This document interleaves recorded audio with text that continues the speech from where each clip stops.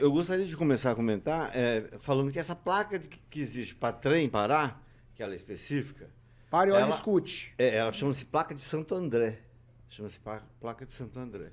E ela não é, ela é obrigatória nos cruzamentos de nível com ferrovia. E deixaram, não é que deixaram, as cancelas que vocês tanto pedem, que as pessoas pedem, elas deixaram de ser obrigatórias quando houve a privatização. Porque isso aqui pertencia à rede ferroviária federal, era do governo.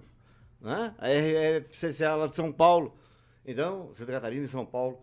A partir do momento que se privatizou isso, se não me engano, no governo Fernando Collor de Mello, as prefeituras passaram a ter um custo. Você tem que botar alguém ali, um funcionário, 24 horas por dia para ficar controlando a cancela, sem contar que ela custa. Então, para aliviar o custo de funcionário, de instalação de cancela, a gente lembra que o tamanho das cancelas que existiam aqui em Maringá, sinal sonoro e funcionário. Então, houve um acordo, tentou-se um acordo com as concessionárias aqui no Paraná, a Rumo, antiga ALL, e não se chegou a um consenso. Nós vamos deixar assim. Vocês acabaram de dar o exemplo lá da Avenida Paranavaí, que não há acidentes. Então, é isso. A gente, quando tira carteira de motorista, se obriga a seguir as regras. E a regra é clara. Tem uma placa, você tem que parar. Infelizmente, é uma tragédia sem tamanho, dói no coração. Mas, olha, não seria a cancela que iria resolver. Né? Ia resolver a responsabilidade, a prudência do motorista em seguir a legislação. Professor Jorge. Eu creio que estamos olhando para uma questão que tem um fundo muito mais complexo. Né?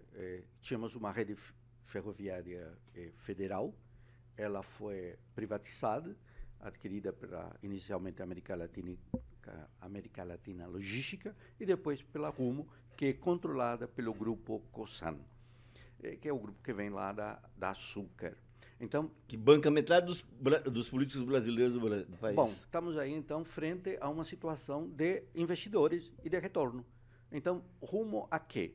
A que rumo? Quando você analisa a rede de Maringá, vamos pegar de Maringá até o litoral do Paraná, entre 2000 e 2013, tivemos o recorde de 285 pessoas mortas nesse trecho. Quando você analisa a situação de Sarandi, estamos falando de Jandaia, nós temos acidentes de forma periódica com mortes. Quando nós analisamos Maringá, nós temos a tragédia do túnel e o rebaixamento da linha férrea que os colegas estão esquecendo, onde há risco de explosão, ao ponto desse risco ser tão evidente que é proibido o transporte de combustíveis e que ainda não foi resolvido, porque, e aí o André deve saber com muito mais detalhe, os bombeiros, por exemplo, não podem entrar dentro da área do túnel porque não tem outra via, só uma via. Então não tem como fazer qualquer tipo de resgate. Então estamos olhando para algo que é necessário voltarmos para trás e dizer exatamente que essa empresa que opera no estado do Paraná não tem um pingo de preocupação social com os moradores de todas essas cidades por onde ela transita.